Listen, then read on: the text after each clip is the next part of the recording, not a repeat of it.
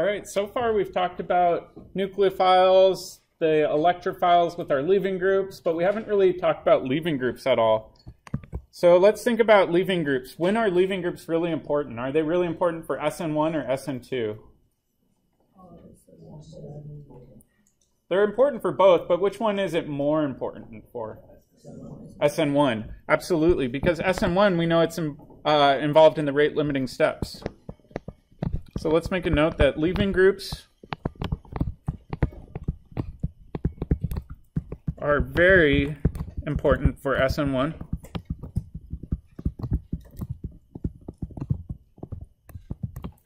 Because it's involved in the rate-limiting step.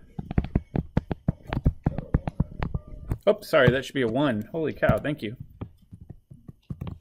It's involved in the rate-limiting step.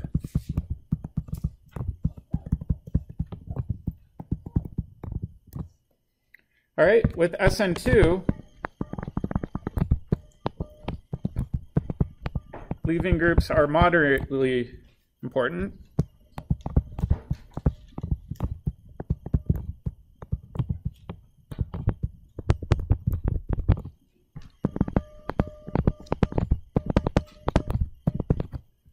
It's important to remember in an SN2 reaction what occurs during the rate-limiting step.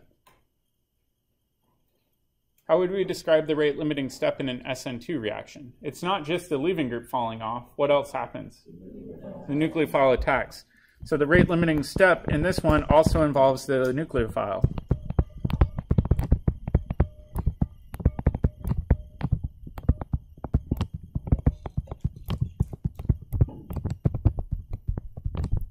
Which is important, right? Because if you've got a really strong nucleophile, you can get away with having kind of an okay leaving group in SN2.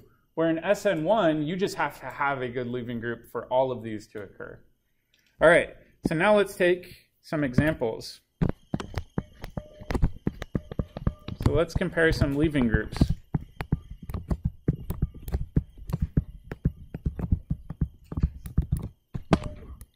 All right, so let's say we've got bromoethane versus iodoethane. Which of these is going to be a better leaving group, the bromine or the iodine? Let's think about it. Check with your neighbor and see if you can rationalize which one you think is better. In fact, I'm going to change iodine to orange just because I like orange. Yep, and iodine's orange. Here we go. I like how you use a finger. Yep.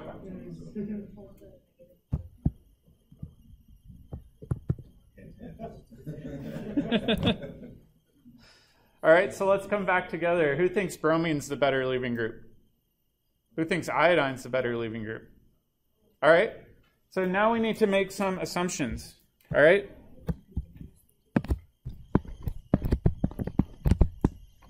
If Br falls off,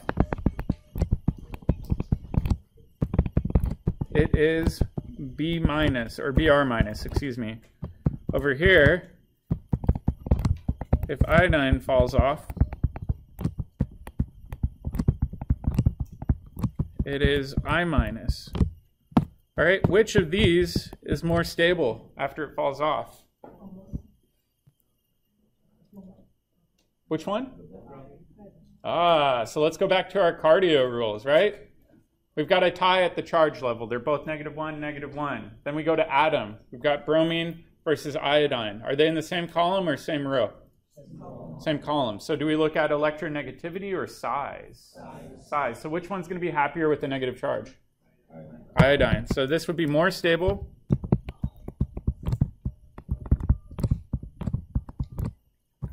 Due to the larger atomic radius,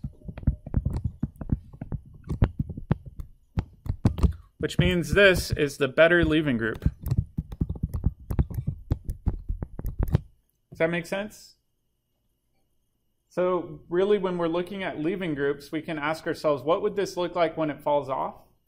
And then we could say, all right, when it falls off, which one's more stable according to the cardio rules? So we can use the cardio rules across the board in these situations. Let's do another one.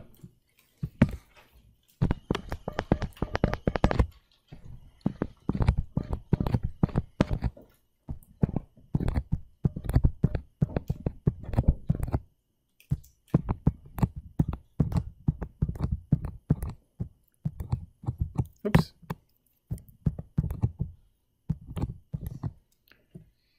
All right, so we've got some leaving groups on here. Let's first try to identify what the leaving groups are. So I want you to highlight or circle the portion of the molecule that you think is going to be the leaving group. What can fall off and be relatively stable on its own?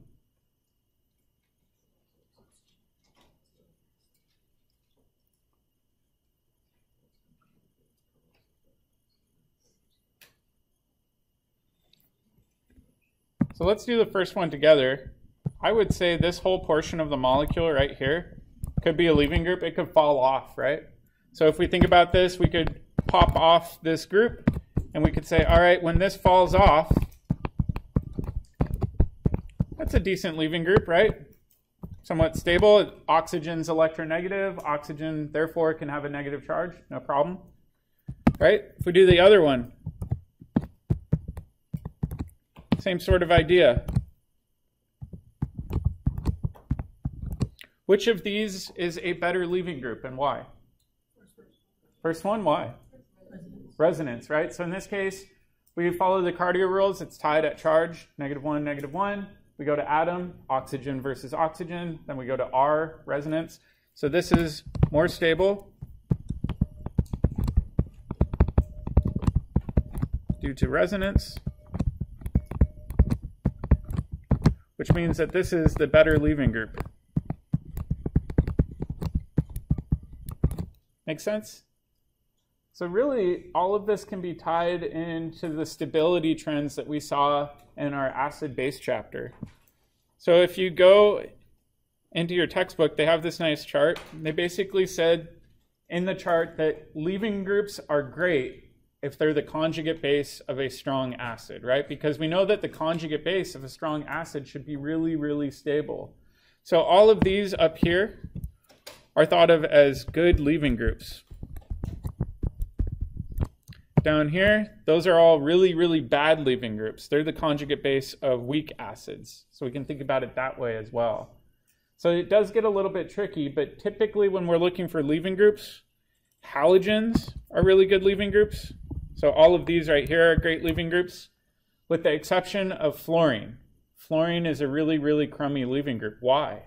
Why is F- not very stable, even though it's so electronegative? Because it's so small, right? So F-, not a very good leaving group. Why would this one be a great leaving group? Resonance, right? So it's got a bunch of different resonance structures we can draw. All right, let's do the last one. Why is water a really good leaving group? Let's think about it. First thing in cardio rule is charge, right? Things are more stable if they have minimized charge. Does water have a charge? No, which means it's a phenomenal leaving group because of that. So all of these are really good leaving groups. The ones down on the bottom are really bad leaving groups. So in general, we won't ever see those involved in substitution reactions. All right. Let's go on to the next part. I'm going to give us a situation.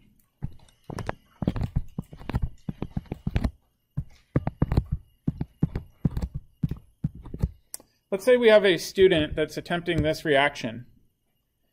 And the student is convinced that this is going to occur via an SN1 mechanism. And so they say, hey, this iodine could be a nucleophile. It could attack this carbon in the SN2 mechanism and kick off our leaving group. Right? This looks like a pretty standard SN2 reaction.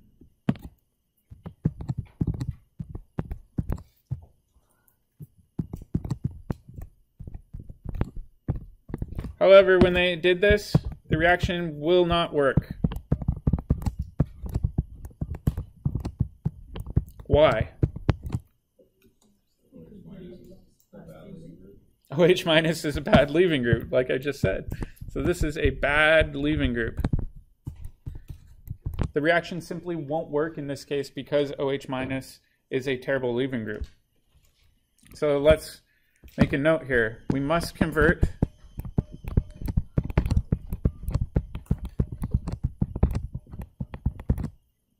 OH into a better leaving group.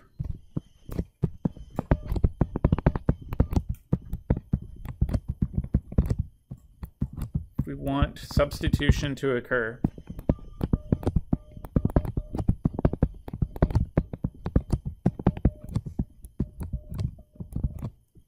All right, so there's a few tricks that we have at our disposal. I'll show us trick one.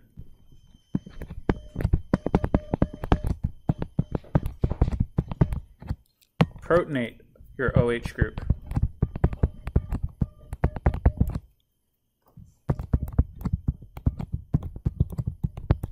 All right, so let's take a look at what I mean by that.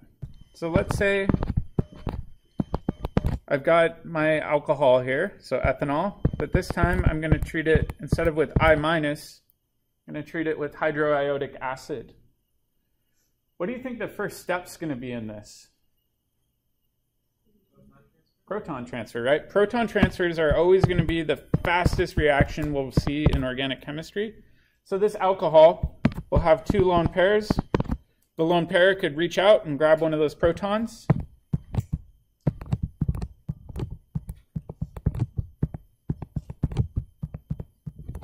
Our conjugate base at this point is I minus, right?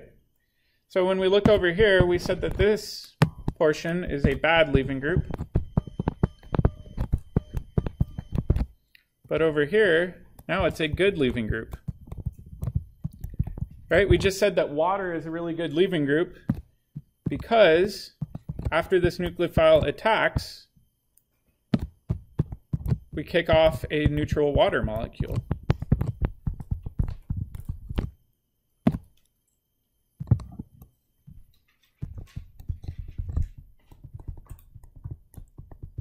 Does this make sense? All right. So there's a few things to consider here. So let's make some notes.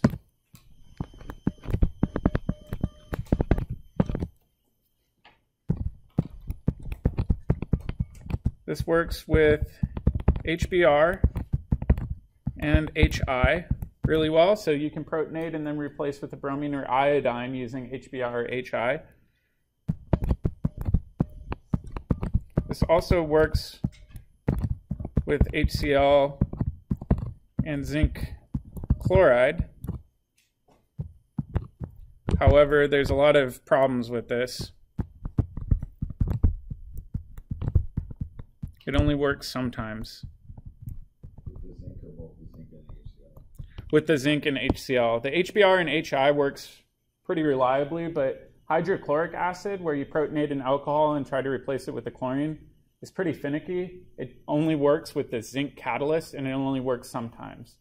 And we'll talk more about this later. It only works when you're starting alcohol as water soluble. It doesn't work outside of that.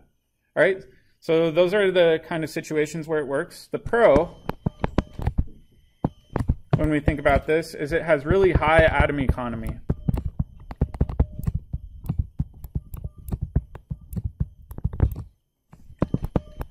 However, there are cons with this reaction too.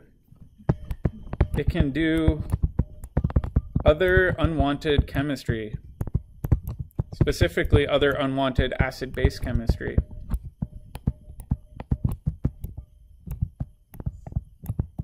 In fact, we'll talk about reactions with some of these halo acids when we come back in January. And the problem is if we have an alkene or something like that and we react it with HBr, it'll actually react with the alkene even. So it can do a lot of other chemistry. We have to be very careful. It works well for simple systems, but not with complicated systems. All right, so that's option one, was to protonate. Let's do option number two. This is to convert your OH to a new functional group. Whoops.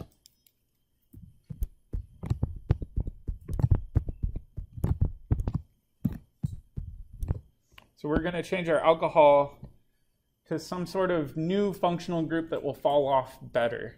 Okay? So I'll show you a few examples of this.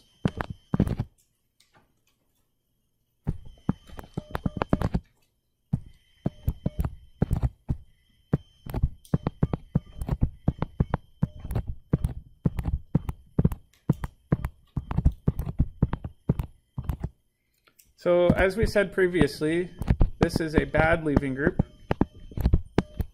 So we have to turn this alcohol into something that's better so that it'll fall off and do a substitution reaction. The reagent we often use, at least in the Klein textbook, is tosyl chloride. This is abbreviated as capital T, lowercase s, and then Cl for the chlorine. So the tosyl group, if we look at it, is this whole portion.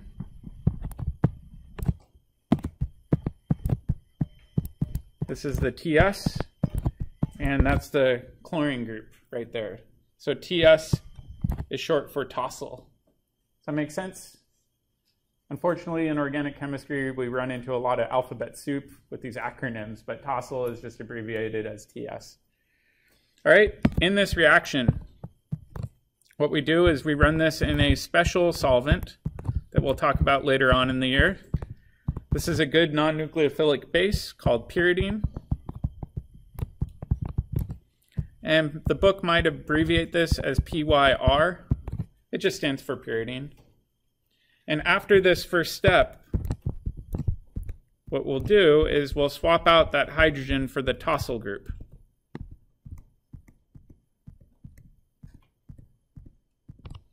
So now, instead of our bad leaving group, we've got a good leaving group.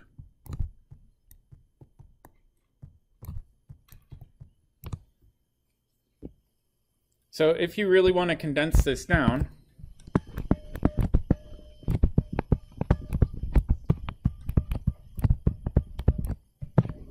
we can do that, and we can say, all right, I'm going to treat this alcohol with TSCl and pyridine. And we can get this new group on there. So if you prefer using the condensed version, go for that. I know it's a lot of atoms to draw in that top version. Does this make sense so far, though? All right. Cool thing with this is once you have this tosyl group, you can react this with a wide variety of nucleophiles. And this nucleophile can attack and kick off that group, and you can form a new bond really easily. So it works with a wide variety of nucleophiles. Okay, so let's take a look at some of the pros and cons. Let me clean this up. The pros is it avoids unwanted acid-base chemistry.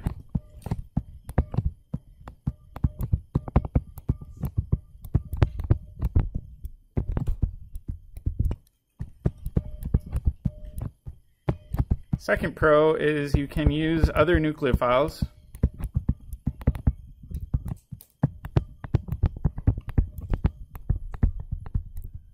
Besides halogens.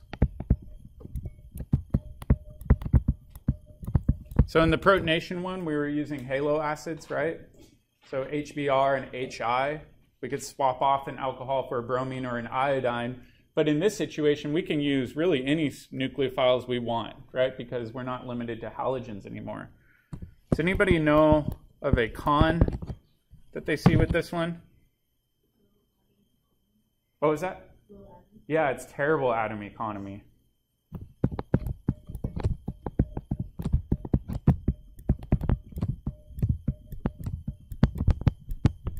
And then second one is it takes 2 steps.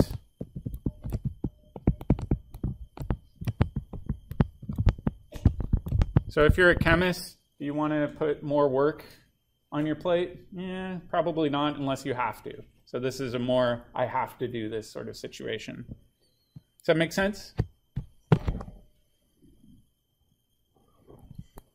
All right, let's do a little practice.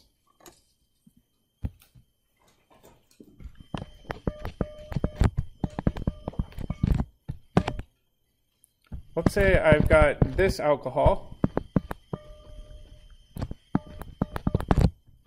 and eventually my target molecule is this. How can we go from our starting material to our product? Give you a minute to think about it. But not only do I want you to come up with the reagents necessary, but I want you to provide a complete mechanism for how you're getting from point A to point B. So show the entire SN1 or SN2 mechanism, depending on which one you pick.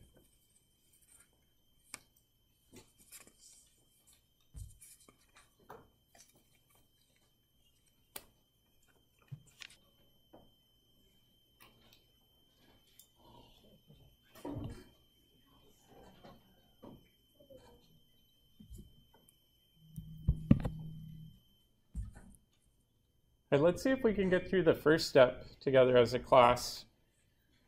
So first thing I notice is, again, we've got a bad leaving group. So what do you think a good option would be to turn this into a better leaving group? So if we protonate, we could do that, and then have a halogen come in.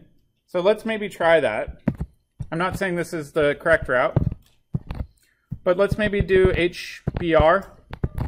Okay, so if we do that, we would protonate our alcohol.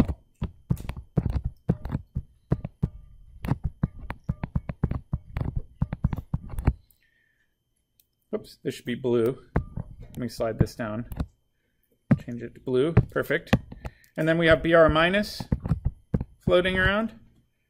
All right, so now we've got kind of a tricky situation. What could happen at this point? So you think the bromine could attack in and kick off our alcohol? I think that's reasonable. All right, if we do that, and we have this, is there any way for us to do this final step? What do you think? So I see a lot of students that might put this down where they say SH minus. Couldn't SH minus just go in, do that, and do an SN2 reaction? What's the problem?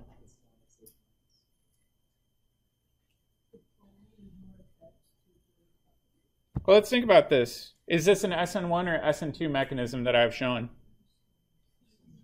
SN2? What should happen to that stereo center if it's SN2? Should get inverted. You remember how we said when we do an SN2 attack, that stereo center will basically get flipped inside out? So the final product we would get for this reaction would actually be the wrong stereoisomer. So I don't think this method would give us the correct product as easily as it might appear, right? So a little bit tricky for this one. All right, so if we're not doing this protonation mechanism, what might a better mechanism be? Yeah, use the tosyl chloride. All right, so let's do that instead and see if this is going to be a better workaround.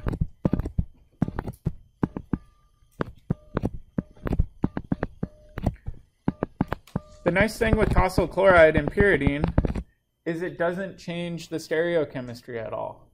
So that stereo center is still going to be a wedge during that process, which is pretty nice.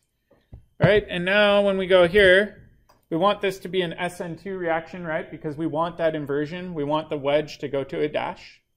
So what reagent should we use? What might be our nucleophile?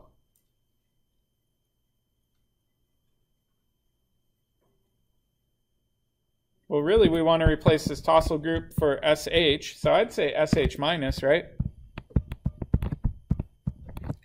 And we can't just buy an anion, so we might get the sodium salt of this, right? Make sense? So at this point, the sulfur with the negative charge is a great nucleophile. Slam in and kick off our leaving group. All right, what sort of solvent would work best for this SN2 reaction? Aprotic.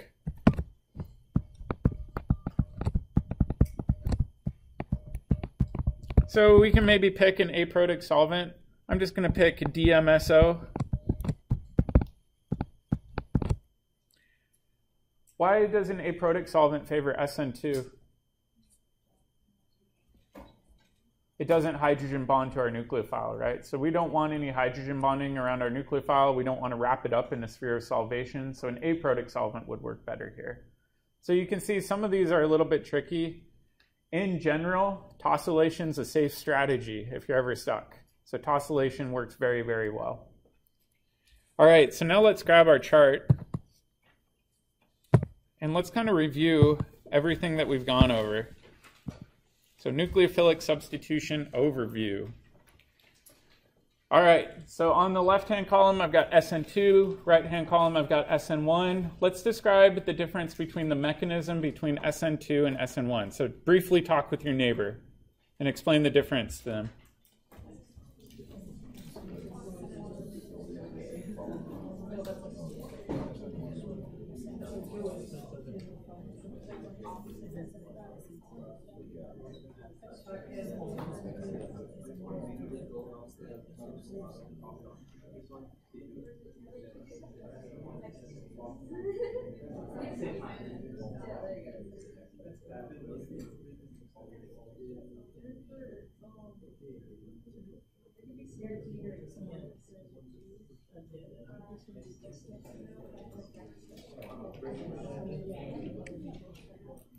All right, so who wants to share the difference between the mechanisms for SN1 and SN2? Let's find somebody new. How about somebody on this side of the room? And crickets. Nobody? I'm going to have to bribe you more. Anyone? What's that? Yeah, so the nucleophile. So the mechanism for SN2, is the nucleophile important? Or not important for SN2? Which one is the nucleophile important for? SN2. Exactly. So in an SN2 reaction, the way I like to describe this is it is one step concerted.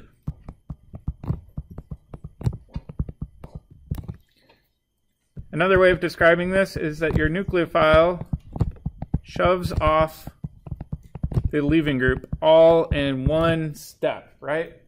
So the nucleophile does matter a lot in the SN2 mechanism. All right, SN1, is it a concerted one-step mechanism?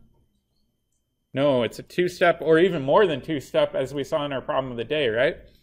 So SN1, I would just say, is stepwise. So it's at least going to be two steps. Sometimes it's more if you have to account for rearrangements and proton transfers, things like that. All right. Big thing to remember with this one is that your leaving group falls off first.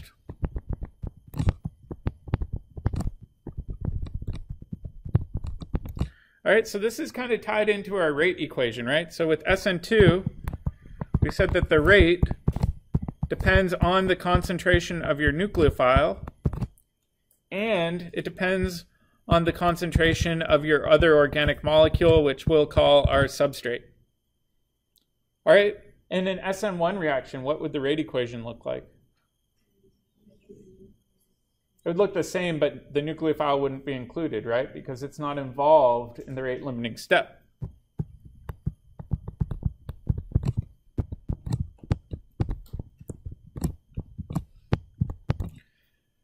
So a quick rate experiment. How could we experimentally determine which mechanism is going to be favored? Change the concentration of the nucleophile, right? If changing the concentration of the nucleophile changes the rate, which mechanism must it be? SN2. So that's a really quick test. All right, stereochemistry is a little bit tricky. So if we think about an SN2 reaction, will we always get one product or will we always get more than one product? For SN2, you'll only get one. And what happens to the stereochemistry for SN2? Gets inverted.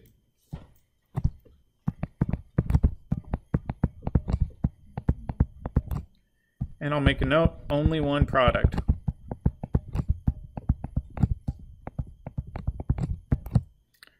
All right, if we think about stereochemistry for SN1, we'll get a mix.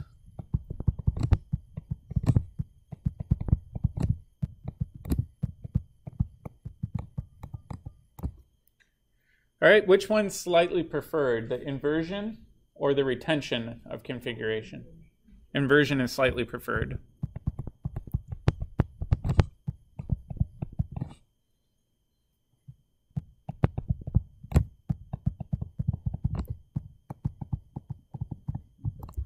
All right, so now let's focus on the electrophile, which the book often calls the substrate. It's the thing with your leaving group.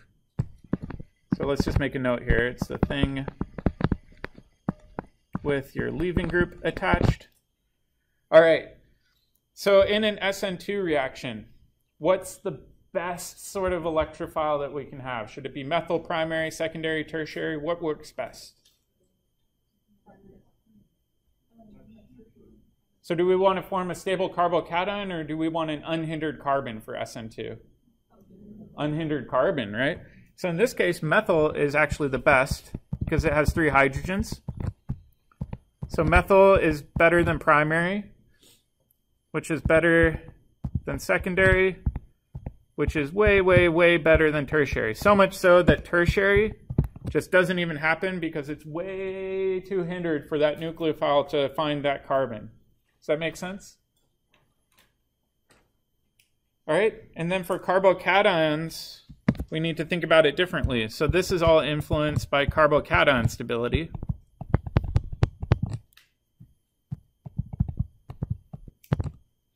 So in this case, resonance is typically the best, followed by tertiary, followed by secondary, which is way, way, way better than primary, which is way, way, way better than methyl. Sorry, I can't fit my words in there. Primary and methyl are so bad that we really just don't see them for SN1 reactions unless it's a primary with resonance. So we just won't typically observe those. So really, when we think about an SN2 reaction, it's typically going to be the electrophiles or your substrate where you've got a leaving group coming off a methyl or primary carbon. And then an SN1 reaction, it's typically going to be something with tertiary or resonance. And what do you notice about secondary? It's in both of them. And in fact, it's not great for either of them. So then we need to make some other decisions. So the other decision we can look at is right below, the nucleophile. So in an SN2 reaction, do we want a really strong nucleophile or a really weak nucleophile? Does it matter for SN2? What do you think? Strong nucleophile for SN2, right? Because it's involved in the nucleophilic rate limiting step where we're shoving off the leaving group. All right, how do we define a strong nucleophile? Is it something that's big and bulky or small? Small, okay. Better if non-bulky. Is a good nucleophile something that's stable or unstable? Okay, so better if unstable. So we don't want it to follow those cardio rules very well, right? We want it to have a negative charge. We don't want it to have resonance stabilization, things like that. All right, what about nucleophiles in SN1? Do they matter? Not really.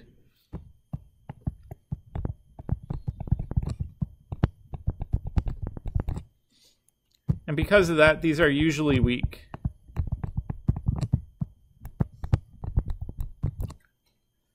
All right, now let's think about leaving groups. For which reaction do the leaving groups matter more? SN1 or SN2? SN1. So we'll say very important. Because that's involved in the rate limiting step. Over here, this is moderately important.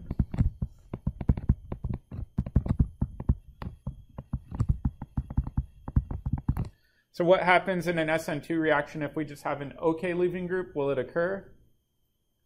Well, yeah, if we have a strong enough nucleophile, the nucleophile is the other half of the rate equation. So yeah, we can maybe drive an SN2 reaction so long as our nucleophile is strong enough.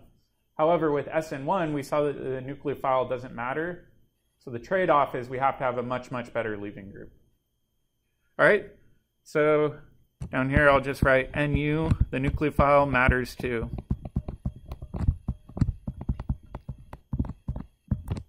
All All right, now let's think about solvent. Do we want polar solvents or non-polar solvents for substitution? We want polar solvents for substitution. All right, so then we branched out into polar aprotic and polar protic. Which one works best for polar aprotic, SN1 or SN2? SN2.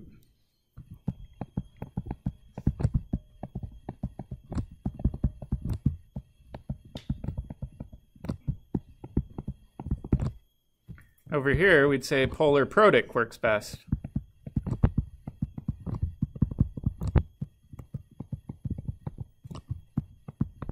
All right, and this is true for two different reasons, right? So if we think about an SN2 reaction, we want a polar aprotic solvent. That way our nucleophile isn't wrapped up in a solvation sphere. So we don't want it to be hydrogen bonded. So a polar aprotic solvent works really good for SN2. With SN1, polar protic works really well because it actually will facilitate the leaving group falling off, which is involved in the rate limiting step. So two different reasonings for these. All right, I know this can be very, very tricky. So what I recommend that students do is print out a fresh copy of this and use it to quiz yourself. If you understand these concepts, you'll be okay. If you memorize these concepts, you will not be okay. Because after a while, your brain gets saturated with information, and after a while, you just can't memorize your way through this class anymore. So try to understand the why behind each of these boxes. All right, so let's make some decision-making flowcharts.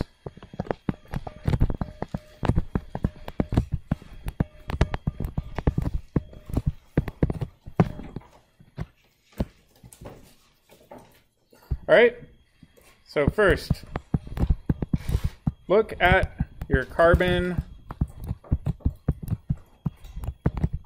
with your leaving group.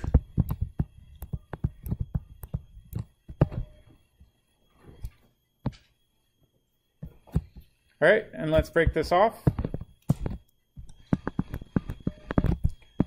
If it's a methyl or primary, what sort of reaction is it likely going to be? It's going to be SN2.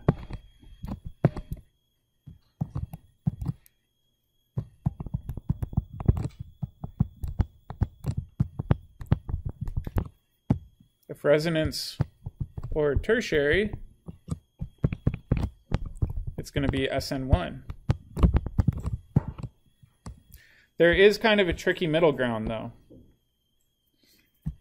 What happens if you have a primary group that also has resonance?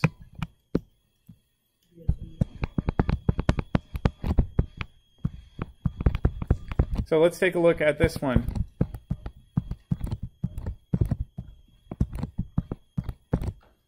If we look at this one, it's primary with resonance. What do we do here? Is it going to do SN2 or is it going to do SN1, or can it do either? I'd say it could do either, right? Because it's a primary carbon. So yeah, it's relatively unhindered, but it's also resonance stabilized, so we could argue that it would do SN1. What other variables could we look at to determine whether or not this would go through SN1 or SN2? The nucleophile, right? If it's a strong nucleophile, what does that tell us? It's more likely to go SN2. Okay, what else could we look at besides our nucleophile? So in this case, no hydride shifts would be allowed. We could look at the solvent, right? So if we've got a polar aprotic solvent, which one might that favor? SN2. So we could look at that. So again, there's a lot of tiebreaker situations with these, but with situations like this, it can do either. All right, so I'm just going to erase that for now. What other carbon are we kind of omitting right now? Okay.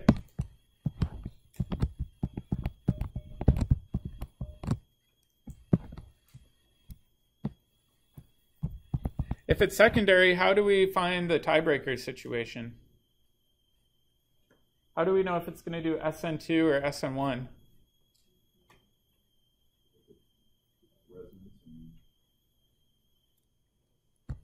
So let's take a look.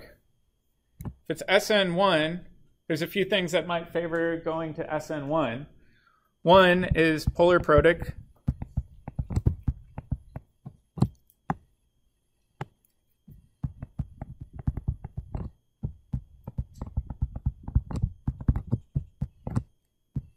And a weak nucleophile. All right? Versus SN2, how would that be different? Polar aprotic.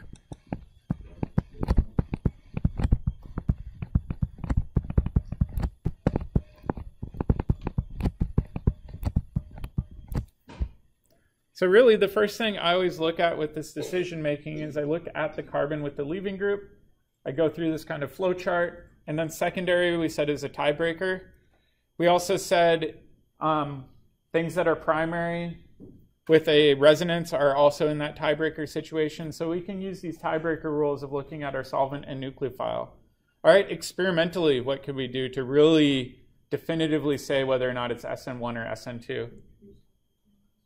Increase the concentration of our nucleophile and check the reaction rate. So we can also double check it experimentally, right? But we can use a lot of these tricks. Does that make sense? All right, so I've got kind of a cheesy video for you just to end things on a positive note.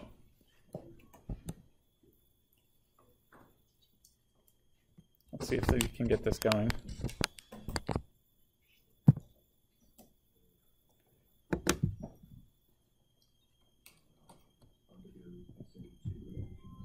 Where the S denotes a substitution reaction, the N shows the reaction involves a nucleophile. 2 is the number of species involved in the slowest rate-determining step. A nucleophile is an electron pair donor.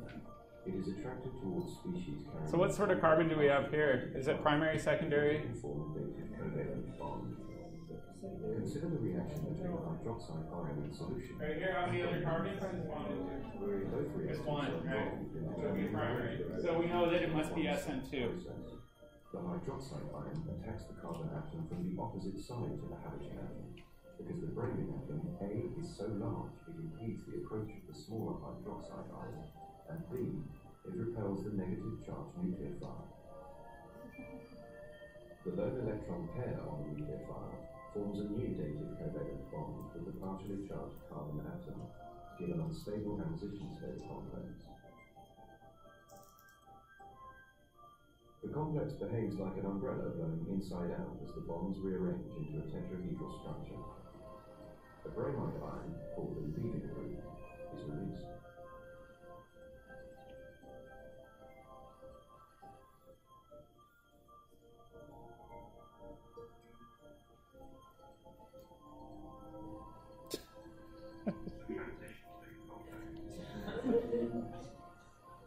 Amazing.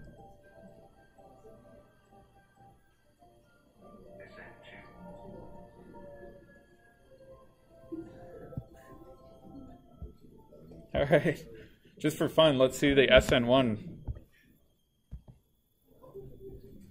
So SN1, we should have something that's either tertiary or resonance stabilized as a carbocation.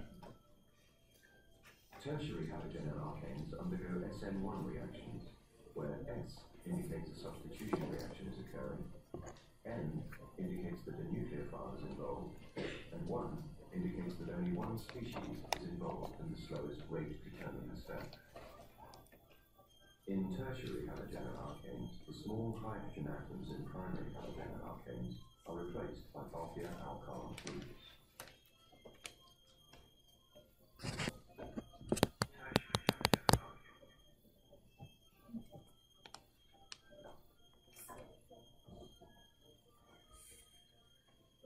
The bulky alkyl groups do not allow attacking species to approach the central carbon atom.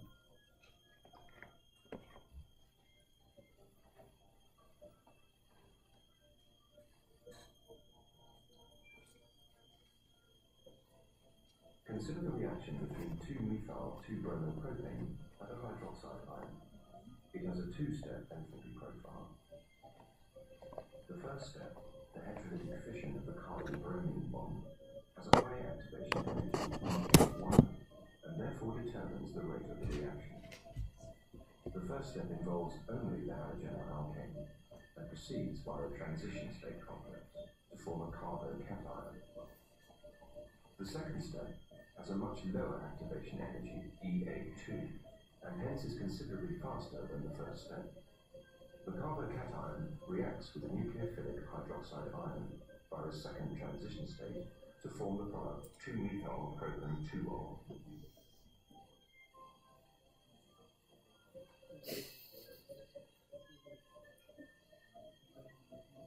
Transition state, carbocation, EA2.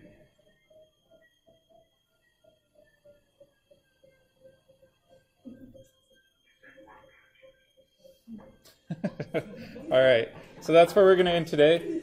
Just remember, tomorrow is going to be all problem solving. If you want to bring skill builder problems that you're having problems with, please do. We can work on them together in small groups or as a class as well.